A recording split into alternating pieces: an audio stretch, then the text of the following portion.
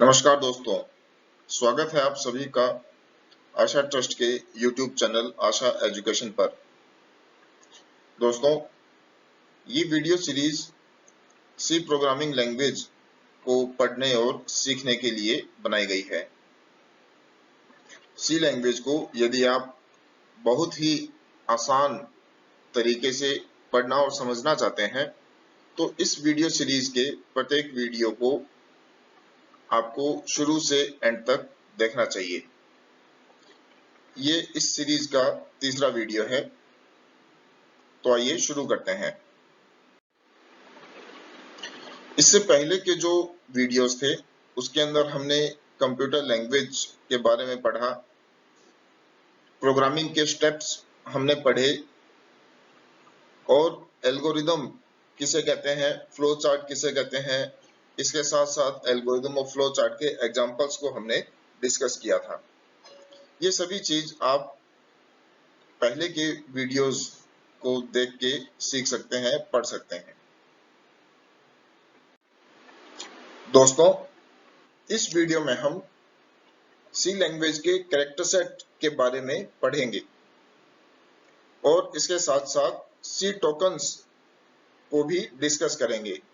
सी tokens अलग अलग 6 type के होते हैं और ये सभी बहुत ही इंपॉर्टेंट टॉपिक हैं और ये वीडियो कुछ लंबा हो सकता है क्योंकि ये सभी टॉपिक हमें कवर करने हैं और मैं आपको साथ साथ में बोर्ड एग्जाम और यूनिवर्सिटी एग्जाम में पूछे जाने वाले जो क्वेश्चंस हैं वो कैसे बन सकते हैं क्वेश्चन, वो उसके साथ साथ में जो प्रैक्टिकल एग्जाम के टाइम पर जो वाइवा होता है, वाइवा में किस प्रकार के क्वेश्चंस आपको पूछे जा सकते हैं इन टॉपिक से रिलेटेड, वो भी आपको साथ में बताता चलूंगा। तो इस वीडियो को बिल्कुल भी स्किप मत कीजिएगा और कंप्लीट एंड तक इस वीडियो को आप देखिए। सबसे पहले हम सी लैंग्वेज के कैरेक्टर सेट के बारे में जानेंगे। किसी भी लैंग्वेज को सीखने के लिए हम शुरुआत उसके अल्फाबेट या अक्षरों से ही करते हैं। हमने इंग्लिश लैंग्वेज को पढ़ा और सीखा तो हमने शुरुआत ABCD से की थी। फिर उसके बाद हमने वर्ड्स बनाना सीखे, A for apple, B for boy, C for cat, और फिर उसके बाद हमने सेंटेंस या स्टेटमेंट बनाने सीखे। तो सेम इसी तरीके से हम लोग सी प्रोग्रामिंग लैंग्वेज को सीखेंगे। तो सबसे पहले हम इसके कैरेक्टर सेट को पढ़ते हैं और फिर इसके बाद में हम लोग इसके टोकन्स के बारे में पढ़ेंगे। तो जो सी लैंग्वेज का कैरेक्टर सेट है उसको 4 पॉइंट्स में बांटा जाता है। फर्स्ट क्या बताया हुआ है, अल्फाबेट्स कैपिटल A से कैपिटल Z तक या स्मॉल a से स्मॉल z तक हम लोग कैरेक्टर्स को सी लैंग्वेज में यूज ले सकते हैं। इसी तरीके से न्यूमेरिकल डाटा शो करना है, यूज करना है, तो हम लोग 0 से 9 तक के डिजिट्स को यूज कर सकते हैं। उसके अलावा हम लोग ब्लैंक स्पेसेस, अलग अलग टाइप के ये ब्लैंक स्पेसेस हैं, इनका यूज हम लोग कर सकते हैं और इसके साथ साथ हम लोग स्पेशल कैरेक्टर्स का यूज भी कर सकते हैं। इसके साथ साथ सी लैंग्वेज में हम कुछ स्पेशल कैरेक्टर्स का भी यूज करते हैं जो कि हमारे कंप्यूटर के कीबोर्ड में बने होते हैं और इन्हें हमें अलग अलग कार्यों के लिए यूज में लेना होता है। तो यहाँ पर हमने एक टेबल के रूप में और सभी ज्यादातर यूज में आने वाले स्पेशल कैरेक्टर्स और उनके क्या क्या नाम हैं तो हमने यहाँ पर मेंशन किए हैं। जैसे प्लस, माइनस, आपको पता है कि स्टार जो ये सिंबल है, इस सिंबल को मल्टीप्लाई के रूप में कंप्यूटर में यूज किया जाता है। इसी के साथ साथ सी लैंग्वेज में इस सिंबल को एस्टरिस्क और पॉइंटर के नाम से भी पढ़ा और यूज किया जाता है। अब ये शब्द, ये वर्ड्स इसके लिए कहाँ कहाँ कैसे यूज में आएंगे वो हम आगे जब पढ़ेंगे तो अपने को क्लियर हो जाएगा। इसी तरीके से जो ये प्रतिशत यानी परसेंटेज का जो सिंबल है, इस परसेंटेज के सिंबल को भी सी लैंग्वेज में रिमाइंडर भी कहते हैं, इसे मॉड्यूलस भी कहा जाता है, और हम लोग सिंपल परसेंट भी इसको या परसेंटेज भी इसको बोलते हैं। इसी तरीके से और भी ये कई प्रकार के स्पेशल कैरेक्टर्स हैं। एक स्पेशल कैरेक्टर जो कि ध्यान में रखने वाला है, ये एंड। ये जो सिंबल है, इसे सी लैंग्वेज में कई बार एम्परसेंड के नाम से बुलाया जाता है और कई बार इसे एड्रेस ऑफ के नाम से बुलाया जाता है। ये सभी अलग अलग स्पेशल कैरेक्टर्स अलग अलग पर्पस के लिए यूज में आते हैं।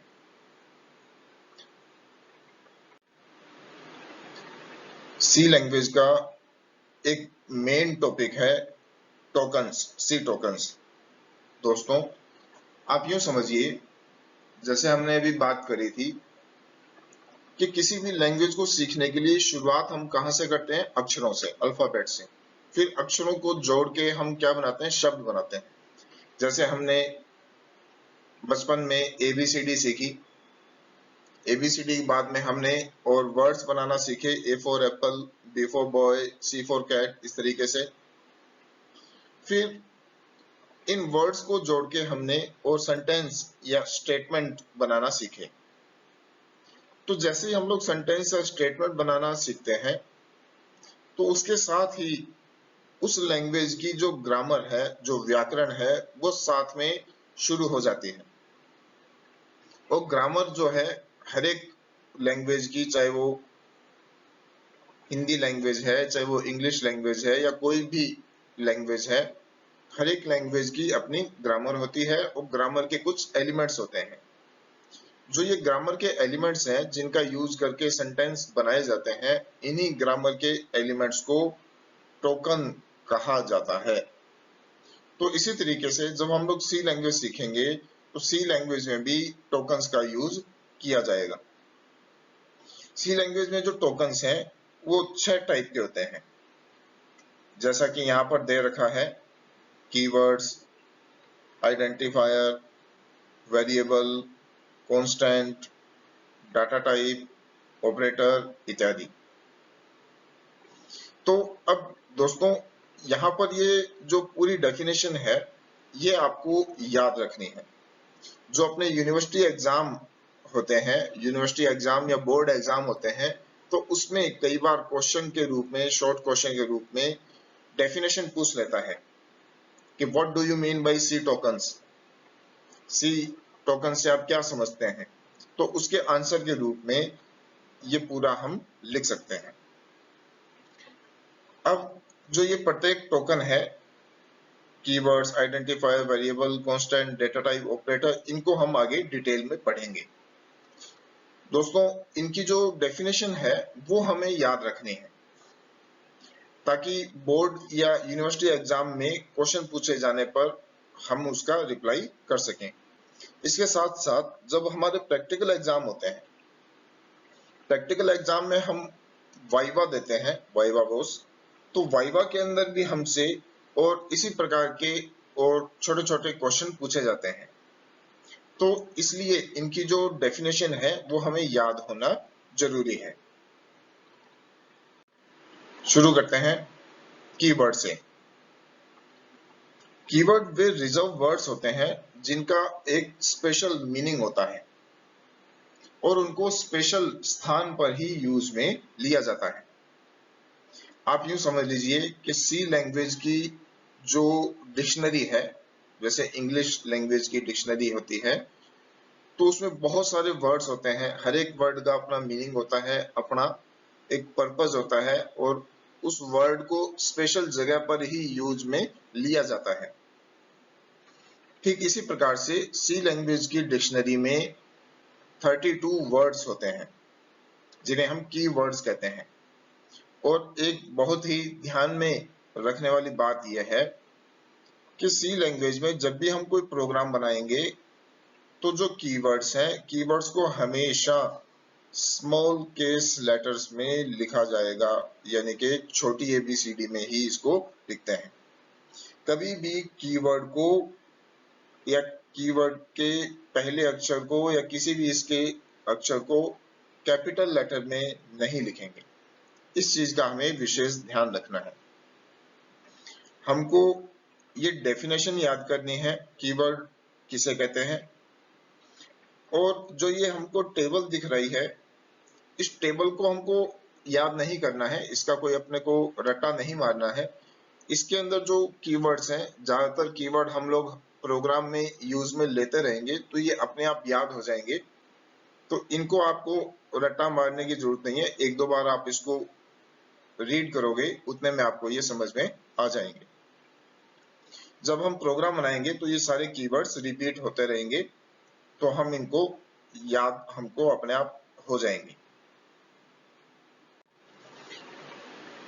सेकंड अपना टोकन है आइडेंटिफायर, कि कीवर्ड्स तो पहले से बने बनाए वर्ड्स थे जो कि सी लैंग्वेज में पहले से डिफाइंड थे, लेकिन आइडेंटिफायर वे नाम होते हैं जो हम यूजर, जैसे हम प्रोग्राम बना रहे हैं, तो हम प्रोग्रामर या डेवलपर हैं या यूजर हैं, तो हम अपनी जरूरत के अनुसार जो कोई नाम रखते हैं, जैसे अपन ने किसी वेरिएबल का नाम रखा, किसी एरे या फंक्शन या फाइल का नाम हमने रखा, तो जो हम नाम रख रहे हैं उन नाम को आइडेंटिफायर कहते हैं। आइडेंटिफाई करने वाला यानी कि परिचय देने वाला, बताने वाला भी ये क्या है और इसे किस नाम से बुलाया जाएगा।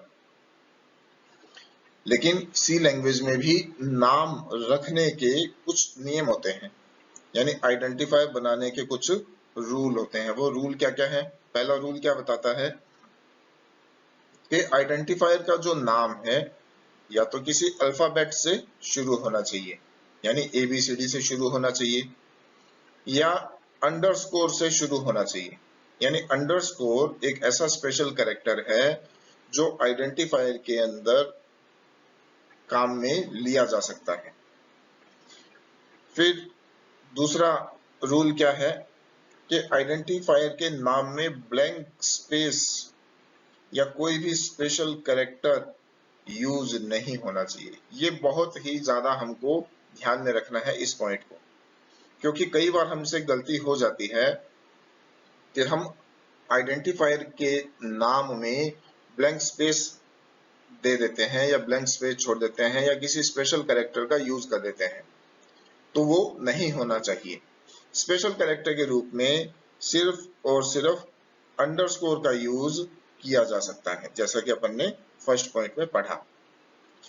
अगला पॉइंट क्या बता रहा है कि आइडेंटिफायर के नाम में अंडरस्कोर का यूज कर सकते हैं। फिर हमें बताया जा रहा है कि आइडेंटिफायर का नाम केस सेंसिटिव होता है। ये बात भी ध्यान रखनी है।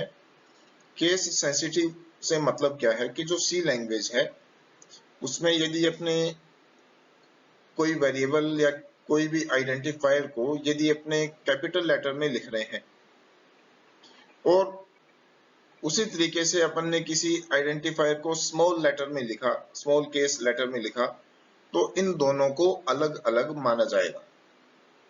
यानी अपन ने कैपिटल ए लिखा और अपन ने स्मॉल ए लिखा, तो इन दोनों को अलग अलग माना जाएगा, क्योंकि कैपिटल ए का जो एस की कोड है वो अलग होता है, स्मॉल ए का एस की कोड अलग होता है, और जो कंप्यूटर है वो एस की कोड के आधार पर ही कैरेक्टर को समझता है। तो इसीलिए सी लैंग्वेज को केस सेंसिटिव लैंग्वेज कहा जाता है। और वाइवा में हमसे कई बार क्वेश्चन पूछा जाता है कि सी लैंग्वेज को केस सेंसिटिव क्यों कहा जाता है, तो उसका यही रिप्लाई है कि सी लैंग्वेज में स्मॉल केस लेटर्स को अपर केस लेटर्स से अलग माना जाता है, इसी वजह से और सी लैंग्वेज को केस सेंसिटिव लैंग्वेज कहा जाता है। वेरिएबल, वेरिएबल का जो ये शब्द है इसका जो हिंदी मीनिंग है वो क्या है? परिवर्तनशील, यानी जो चेंज होता रहता है, परिवर्तित होता रहता है, वेरी करता रहता है, यानी चेंज होता रहता है। अब जो मैथमेटिक्स है, मैथमेटिक्स में भी हमने वेरिएबल्स को पढ़ा हुआ है, यूज किया हुआ है।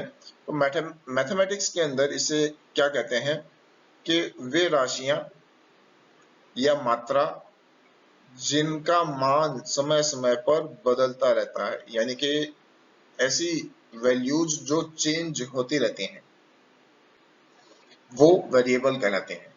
अब ये तो बात हो गई मैथमेटिक्स की, लेकिन हम लोग कंप्यूटर साइंस पढ़ रहे हैं, तो कंप्यूटर साइंस के कॉन्टेक्स्ट में मेमोरी लोकेशन का नाम, फिर से देखिए, मेमोरी लोकेशन का नाम जहां हम कोई वैल्यू स्टोर कर सकते हैं वह वेरिएबल कहलाते हैं। यानी मेमोरी लोकेशन का नाम जहां अपने कोई वैल्यू को स्टोर कर सकते हैं वो वेरिएबल कहलाते हैं। अब जो ये वैल्यू है वो टाइम टाइम पे चेंज हो सकती है। जो सी लैंग्वेज है, सी लैंग्वेज में वेरिएबल को डाटा टाइप के अनुसार डिक्लेयर किया जाता है। यानी कोई भी यदि अपने वेरिएबल लेंगे तो उसका डाटा टाइप हमको पहले बताना पड़ेगा कि ये वेरिएबल इस डाटा टाइप का है। अब डाटा टाइप किसे कहते हैं वो हम आगे देखेंगे। कांस्टेंट, वेरिएबल का मीनिंग क्या था? परिवर्तनशील, यानी जो चेंज होता रहता है। कांस्टेंट का मीनिंग क्या है? स्थिर, जो कि चेंज नहीं होता है। तो मैथमेटिक्स में कांस्टेंट वे राशियां होती हैं जिनकी वैल्यू स्थिर रहती है। कंप्यूटर के कॉन्टेक्स्ट में मेमोरी लोकेशन पर स्टोर होने वाली वैल्यू जो न्यूमेरिक या कैरेक्टर टाइप की हो सकती है, ये कांस्टेंट कहलाते हैं। अब जो कांस्टेंट है वो अलग अलग कैटेगरी में डिवाइड किए जा सकते हैं, अलग अलग प्रकार में बांटे जा सकते हैं।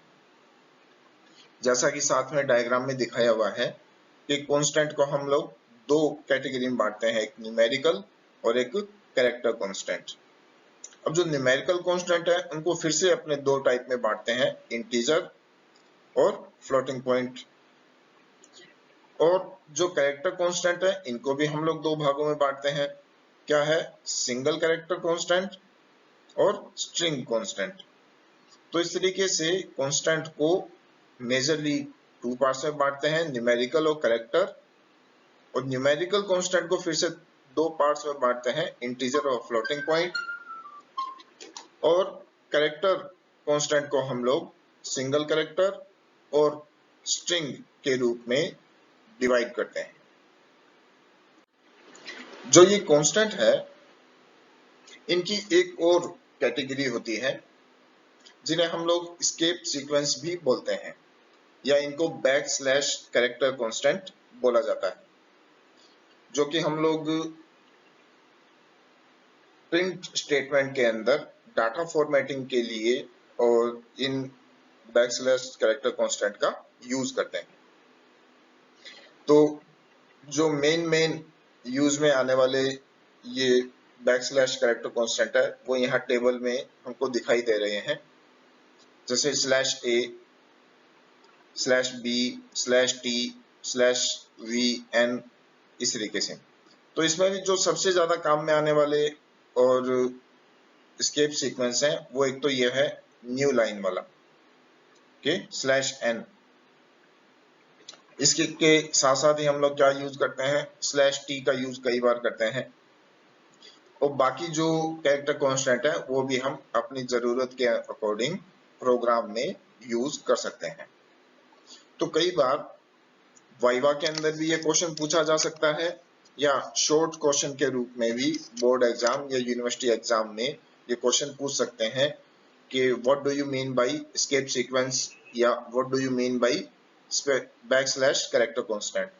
तो हम इस तरीके से और ये डेफिनेशन के साथ साथ में ये टेबल बना के शो कर सकते हैं। तो ये आप चाहे तो स्क्रीन कैप्चर कर लीजिए और चाहे वीडियो को पॉज करके और इसे नोट कर लीजिए। डेटा टाइप, नाम से ही पता लग रहा है के डाटा का प्रकार, यानी कि सी लैंग्वेज में हम किस किस प्रकार के डाटा को यूज कर सकते हैं, तो उसके बारे में ही ये बताया हुआ है कि मेमोरी में स्टोर होने वाले वेरिएबल्स की वैल्यू के प्रकार को ही डाटा टाइप या डेटा टाइप बोलते हैं। और जो ये डेटा टाइप है ये क्या करता है कि मेमोरी में स्पेस ऑक्यूपाई करता है और उसकी एक निश्चित रेंज होती है। अब जो ये डेटा टाइप है इसको कंट्रोल स्ट्रिंग का यूज करके कंट्रोल किया जाता है। अब ये कंट्रोल स्ट्रिंग क्या होती है वो अपने आगे देखेंगे। और इसके साथ साथ में हमें और डेटा टाइप मॉडिफायर्स का भी नॉलेज होना जरूरी है। अब ये डेटा टाइप मॉडिफायर्स क्या होते हैं, जैसे साइंड, अनसाइंड, शॉर्ट, लॉन्ग, ये क्या करते हैं कि ये है तो सभी keywords signed, unsigned, short, long, लेकिन ये क्या करते हैं कि जो डेटा टाइप है उसकी प्रॉपर्टी को चेंज कर देते हैं, उसकी प्रॉपर्टी को मॉडिफाई कर देते हैं और इसी वजह से इनको डेटा टाइप मॉडिफायर्स कहा जाता है। तो कई बार वाइवा के अंदर ये क्वेश्चन पूछा जाता है कि डेटा टाइप मॉडिफायर्स क्या होते हैं और कैसे इनका यूज होता है। तो हम बता सकते हैं कि ये डेटा टाइप की प्रॉपर्टी को चेंज करने के लिए यूज में आने वाले कीवर्ड्स हैं। अब जो सी लैंग्वेज है इसमें डेटा टाइप को अलग अलग कैटेगरी में बांटते हैं। तो जैसे इसमें बताया हुआ है कि डेटा टाइप को 5 कैटेगरी में बांट के अपने को शो किया हुआ है। शुरू में जैसे बताया है कि बेसिक या प्रिमिटिव या primary data type, enumerated data type, void, derived और यूजर डिफाइंड डेटा टाइप। तो ये देखने में इतना ये भयंकर लग रहा है लेकिन ऐसा कुछ भी नहीं है, एकदम आसान है। हमको मेन किस पे फोकस करना है, बेसिक या प्राइमरी डेटा टाइप पे। अब कई बार एग्जाम में प्रिमिटिव डाटा टाइप किसे कहते हैं ऐसा पूछ लिया जाता है। तो प्रिमिटिव, बेसिक और प्राइमरी, इन तीनों वर्ड्स में से किसी का भी यूज कर लो, हमको यही डेटा टाइप बताने हैं कि इंट, कैर, फ्लोट और डबल। अब ये क्या होते हैं, इनको कैसे कंट्रोल करते हैं, ये मेमोरी में कितना स्पेस ऑक्यूपाई करते हैं, ये सारा हम आगे देखेंगे। जो बेसिक डेटा टाइप है उसको अपने इस तरीके से टेबल के रूप में पढ़ सकते हैं, समझ सकते हैं। डेटा टाइप का क्या नेम है, कैरेक्टर। अब इसके लिए कीवर्ड कौन सा यूज में आता है, कैर। और ये जो डेटा टाइप है ये मेमोरी में कितना स्पेस ऑक्यूपाई करते हैं वो यहाँ पर बताया हुआ है, सभी का अलग अलग। और हर एक डेटा टाइप को कंट्रोल करने के लिए कंट्रोल स्ट्रिंग का यूज होता है। अब ये कंट्रोल स्ट्रिंग कहाँ यूज में आती है वो भी हम डिस्कस करेंगे। और डेटा टाइप की कुछ रेंज होती है। तो ये सारी टेबल हमको याद नहीं करनी है, इसका कोई रट्टा नहीं मारना है, ये सिर्फ आपको बताने के लिए है। एक साथ में इनको कलेक्ट करके दिखाया हुआ है। हमको एग्जाम में कभी भी ये नहीं पूछेगा कि डेटा टाइप की टेबल बना के दिखाइए या डेटा टाइप की रेंज बताइए। हमको कुछ एक जो ज्यादातर यूज में आने वाले डेटा टाइप हैं उनके बारे में मालूम होना चाहिए, उनके बारे में हमको माइंड में और क्वेश्चन का आंसर होना चाहिए। जैसे सबसे ज्यादा कौन सा डेटा टाइप यूज में लेते हैं हम लोग, एक तो इंट। तो ये मेमोरी में कितना स्पेस ऑक्यूपाई करता है, 2 बाइट्स का। इसके लिए कौन सी कंट्रोल स्ट्रिंग यूज में आती है, %d। इसकी रेंज कितनी होती है, -32,768 टू 32,767 तक इसकी रेंज होती है। उसके अलावा हम कौन सा डेटा टाइप यूज करते हैं ज्यादातर, फ्लोट। ये मेमोरी में 4 बाइट का स्पेस ऑक्यूपाई करता है। कंट्रोल स्ट्रिंग इसके लिए %f का यूज होता है और इसकी ये रेंज है। रेंज यदि याद ना हो तो भी कोई बात नहीं है, लेकिन हमको डेटा टाइप, उसका मेमोरी में साइज और उसका जो कंट्रोल स्ट्रिंग है, बस ये 3 चीजें हमको ध्यान में रहनी चाहिए। फिर डबल डेटा टाइप का भी हम लोग यूज करते हैं और कैरेक्टर डेटा टाइप का भी हम लोग यूज करते हैं। तो कैरेक्टर मेमोरी में 1 बाइट लेता है और इसके लिए %c या %s का यूज होता है, और जो डबल है वो मेमोरी में 8 बाइट यूज करता है, और जो इसके लिए कंट्रोल स्ट्रिंग है वो LF %LF का यूज किया जाता है। तो ये हमारी डेटा टाइप की टेबल है। अब एक डेटा टाइप को ही और एक स्पेशल तरीके से हम लोग डिफाइन करते हैं, जिसको अपने यूजर डिफाइंड डेटा टाइप भी बोलते हैं, जिसको इन्यूमरेशन या इनम डेटा टाइप कहा जाता है। तो इनम एक कीवर्ड होता है, और इस कीवर्ड का यूज करके जो नॉर्मल शब्द हैं या वर्ड्स हैं, उनको भी हम लोग मीनिंगफुल या उनको भी अपने वैल्यू वाला बना सकते हैं। जैसे अपन यूं लिखा कि इनम वीक, और हमने लिखा Sunday, Monday, Tuesday, Wednesday, Thursday, Friday और सैटरडे। तो ऑटोमेटिकली क्या होगा कि संडे की वैल्यू 0, मंडे की वैल्यू 1, ट्यूसडे की वैल्यू 2, 3, 4, 5, 6, इस तरीके से ये वैल्यूज ऑटोमेटिकली असाइन हो जाएंगी। तो जब हमें किसी डे के नाम को वैल्यू के रूप में यूज करना होगा, तो हम इनको इनम डाटा टाइप का यूज करके यूज कर पाएंगे। इसी तरीके से एक डेटा टाइप का नाम हमको बदलना होता है, डेटा टाइप का अपने मीनिंगफुल नेम देना चाहते हैं, तो हम लोग टाइप डेफ का यूज कर सकते हैं। ये जो सारी चीजें हैं, ये इनम या टाइप डेफ, ये और वाइवा के अंदर कई बार पूछ लेते हैं। इनका ज्यादा यूज अभी नहीं, लेकिन जो हम एडवांस सी पढ़ेंगे उसके अंदर हम लोग इनका यूज करते हैं। तो टाइप डेफ का यूज किस लिए होता है? डेटा टाइप को मीनिंगफुल नेम देने के लिए। तो आगे बढ़ते हैं। ऑपरेटर। अब जो ये ऑपरेटर है, इसकी जो डेफिनेशन है वो हमको अच्छे से याद करनी है।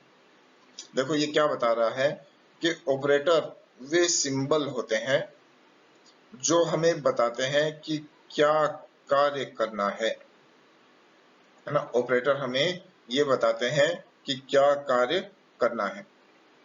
और ऑपरेंड वह डेटा होता है जिस पर ऑपरेशन किया जाता है, जिस पर ऑपरेशन किया जाता है। अब इसका मीनिंग क्या है, मैं आपको एग्जांपल से समझाता हूं कि जैसे मैंने यहां लिखा 6। अब इसका क्या मीनिंग है या क्या इसका यूज है, आपको कुछ समझ में आ रहा है? नहीं। और मैंने यहाँ पे लिखा कि 7। अब 6 लिखा और 7 लिखा, इनका क्या यूज है, क्या पर्पस है, कुछ समझ में आ रहा है? शायद नहीं आ रहा होगा। अब देखो मैं क्या करता हूं कि मैं इनके बीच में एक ये सिंबल बना देता हूं। ये मैंने सिंबल बना दिया। अब हमें क्लियरली समझ में आ रहा है कि 6 और 7 को आपस में जोड़ना है। यानी ये हमने सिंबल देखा, इस सिंबल को देखते ही हमको समझ में आ गया कि क्या कार्य करना है। तो ये जो हमने सिंबल बनाया है, इसी को ही क्या बोला जाता है? ऑपरेटर। यही क्या है? ऑपरेटर। और जो ये ऐड करना है यानी प्लस करना है, और प्लस किसको करना है? 6 को करना है और 7 को करना है। तो ये जो 6 और 7 है, यही चीज क्या कहलाते हैं कि ऑपरेंड। इनको क्या बोला जाता है? ऑपरेंड। यानी ऑपरेंड वो डेटा होता है जिस पर ऑपरेशन किया जाता है, और ऑपरेटर वो सिंबल होता है जो हमें बताता है कि क्या कार्य करना है। अब इसी को मैं यदि थोड़ा चेंज कर दूं, मैं इसको और सिंबल को यूं चेंज कर दिया, मैंने ऐसा बना दिया स्टार के जैसा। अब हमको मालूम है कि कंप्यूटर में मल्टीप्लाई का जो सिंबल होता है वो स्टार होता है। तो इसका मीनिंग क्या हो गया कि 6 और 7 को आपस में मल्टीप्लाई करना है, आपस में गुणा करना है। तो ऑपरेटर के अनुसार कार्य किया जाता है, और कार्य किस पे किया जाता है? ऑपरेंड पर, यानी डाटा पर। अब जो ऑपरेटर्स हैं उनको हम लोग अलग अलग कैटेगरी में बांट सकते हैं। अब कैसे कैसे इसको बांटा जाता है कि यूनरी ऑपरेटर्स, बाइनरी ऑपरेटर्स और टर्नरी ऑपरेटर्स। यूनरी का हिंदी मीनिंग होता है एक, बाइनरी का हिंदी मीनिंग होता है दो, और टर्नरी का हिंदी मीनिंग होता है तीन। यानी यूनरी ऑपरेटर वो होते हैं जिनमें कम से कम एक ऑपरेंड की जरूरत होती है। ऑपरेंड कितने होने चाहिए? कम से कम एक। बाइनरी ऑपरेटर वो ये होते हैं जिनको यूज में लेने के लिए कम से कम दो ऑपरेंड की जरूरत होती है। कम से कम दो ऑपरेंड चाहिए तो वो बाइनरी ऑपरेटर है। इसी तरीके से यदि कम से कम तीन ऑपरेंड की जरूरत है तो वो क्या कहलाएंगे? Ternary operators. तो इस तरीके से जो ऑपरेटर हैं उनको हम तीन कैटेगरी में बांटते हैं: यूनरी ऑपरेटर्स, बाइनरी ऑपरेटर्स और टर्नरी ऑपरेटर्स। अब और इनके सिंबल कौन कौन से होते हैं, क्या क्या होते हैं, वो अपने आगे देखते हैं। ये ऑपरेटर की टेबल है। जैसा हमने पढ़ा कि यूनरी ऑपरेटर को हम लोग इंक्रीमेंट या डिक्रीमेंट ऑपरेटर भी बोलते हैं। इसके अंदर ये सिंबल यूज में आते हैं: plus plus, minus minus, single plus और सिंगल माइनस। अब प्लस प्लस का क्या यूज है, ये अपन ने पीछे के एक वीडियो में डिस्कस किया था, जिसमें हम लोग एल्गोरिदम ऑफ फ्लो चार्ट के एग्जांपल पढ़े थे। तो वहां हमने प्लस प्लस का यूज किया था। ये प्लस प्लस क्या करता है? वैल्यू को एक से बढ़ा देता है। माइनस माइनस क्या करता है कि वैल्यू को एक से घटा देता है। यानी वन प्लस प्लस क्या करेगा? एक इंक्रीज कर देगा, और माइनस माइनस एक डिक्रीज कर देगा। आगे एक टॉपिक आएगा एक्सप्रेशन, तो उसके अंदर हम लोग इसके कई न्यूमेरिकल क्वेश्चन भी अपने करके देखेंगे, तो आपको ये एकदम अच्छे से क्लियर हो जाएगा। उसके अलावा जो अर्थमेटिक ऑपरेशन होते हैं, जैसे अपने हिंदी में बोलते हैं जोड़, घटाव, गुना, भाग, तो अर्थमेटिक ऑपरेशन के लिए ये प्लस, माइनस और मल्टीप्लाई के लिए ये सिंबल काम में आता है कंप्यूटर में, और डिवाइड के लिए ये सिंबल काम में आता है कंप्यूटर में। अब ये जो परसेंटेज है, ये यहाँ पर समझने वाली चीज है। इसका यूज किस लिए होता है? रिमाइंडर, यानी शेषफल के लिए। अब शेषफल क्या होता है? जब अपने किसी एक वैल्यू को दूसरी वैल्यू से डिवाइड करते हैं तो हमको दो चीजें मिलती हैं। एक चीज, एक वैल्यू जिसको कि कोशेंट बोलते हैं, यानी भागफल, और एक जिसको कि रिमाइंडर बोलते हैं, यानी कि शेषफल। तो जो भागफल है, भागफल को कैलकुलेट करने के लिए इस सिंबल का यूज करते हैं, और शेषफल को कैलकुलेट करने के लिए, यानी रिमाइंडर को कैलकुलेट करने के लिए इस सिंबल का यूज करते हैं। उसके अलावा ये रिलेशनल ऑपरेटर हैं।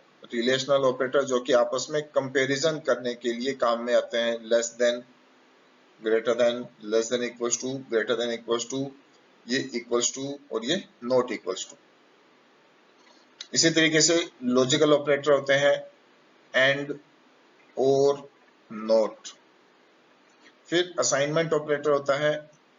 ये असाइनमेंट ऑपरेटर है जो कि डेटा मूवमेंट के लिए काम में आता है। जो असाइनमेंट ऑपरेटर है वो राइट टू लेफ्ट वर्क करता है। वो कैसे वर्क करता है वो भी अपने आगे डिटेल में पढ़ेंगे।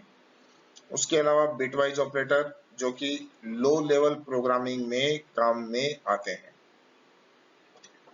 यानी बाइनरी प्रोग्रामिंग जब हमको करनी होती है तब हम लोग बिटवाइज ऑपरेटर का यूज करते हैं। उसके अलावा डॉट को भी ऑपरेटर के रूप में यूज में लेते हैं, और ये कोमा को भी हम लोग ऑपरेटर के रूप में यूज में लेते हैं, और साइज ऑफ। तो ये दो कैटेगरी थी अभी अपन ने डिस्कस करी, एक यूनरी और एक बाइनरी। अब तीसरी जो कैटेगरी है वो है टर्नरी ऑपरेटर्स की, या इसी को अपने क्या बोलते हैं, कंडीशनल ऑपरेटर्स। तो ये जो सिंबल है क्वेश्चन मार्क का, इसको यहाँ पे बोलते हैं इफ देन। इसको यहाँ पर क्या बोला जाएगा, इफ देन। और ये जो सिंबल है इसको अपने कोलन बोलते हैं, कोलन। इसको यहाँ पर क्या बोला जाएगा, एल्स। तो ये हम लोग क्या बोलेंगे, इफ देन एल्स। तो इस तरीके से इन दो और सिंबल को एक ही ऑपरेटर के रूप में काम में लेंगे। तो ये अपने ऑपरेटर की टेबल है। तो आज के इस वीडियो में हमने काफी सारे टॉपिक कवर किए। सबसे पहले हमने सी लैंग्वेज का कैरेक्टर सेट पढ़ा, जिसमें कि अल्फाबेट्स 0 से 9 डिजिट्स, स्पेशल कैरेक्टर्स और व्हाइट स्पेसेस हमने पढ़े। उसके अलावा अपन ने कीवर्ड्स पढ़े, यानी सी टोकन्स पढ़े। सी टोकन्स के अंदर keywords, identifier, variable, constant, data type और ऑपरेटर, इन सब को डिस्कस किया। इन सब की डेफिनेशन हमको जरूर याद होनी चाहिए। इनके साथ की जो टेबल्स हैं, टेबल्स को याद करने की या रट्टा मारने की जरूरत नहीं है। वो हम जब न्यूमेरिकल क्वेश्चन करेंगे यानी प्रोग्राम बनाएंगे तो उसके अंदर जो डेटा टाइप है या जो कीवर्ड्स हैं या जो ऑपरेटर्स हैं वो बार बार यूज में आएंगे, और जैसे जैसे यूज में आएंगे हमको अपने आप याद होते जाएंगे। तो ये सारी चीज हमने इस वीडियो में डिस्कस करी। अब आगे देखते हैं कि नेक्स्ट वीडियो में क्या रहेगा। नेक्स्ट वीडियो के अंदर हम लोग ऑपरेटर्स की प्रेसिडेंस के बारे में पढ़ेंगे कि जो ऑपरेटर है किस ऑपरेटर को पहले यूज में लेंगे, या कौन सा ऑपरेटर पहले वर्क करेगा, कौन सा ऑपरेटर बाद में वर्क करेगा। और जो एक्सप्रेशन है यानी ऑपरेटर्स का यूज करके हम एक्सप्रेशन बनाते हैं, तो एक्सप्रेशन कैसे काम में आएगी और कितने टाइप की एक्सप्रेशन होती हैं। डेटा टाइप कन्वर्जन, यानी कि हम लोग जो डेटा टाइप है उसको कन्वर्ट भी कर सकते हैं, वो क्या क्या तरीके हैं।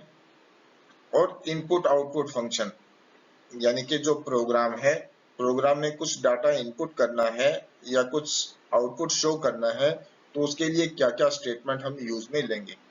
तो ये सारी चीजें हम लोग नेक्स्ट वीडियो में डिस्कस करेंगे। तो नेक्स्ट वीडियो बिल्कुल भी मिस मत कीजिएगा, ये बहुत ही इंपॉर्टेंट और मजेदार और वीडियो रहने वाला है। तो आज के लिए इतना ही। आप सभी का बहुत बहुत धन्यवाद। वीडियो पसंद आए तो उसे लाइक कीजिए, शेयर कीजिए और हमारे चैनल को सब्सक्राइब कीजिए। Thank you.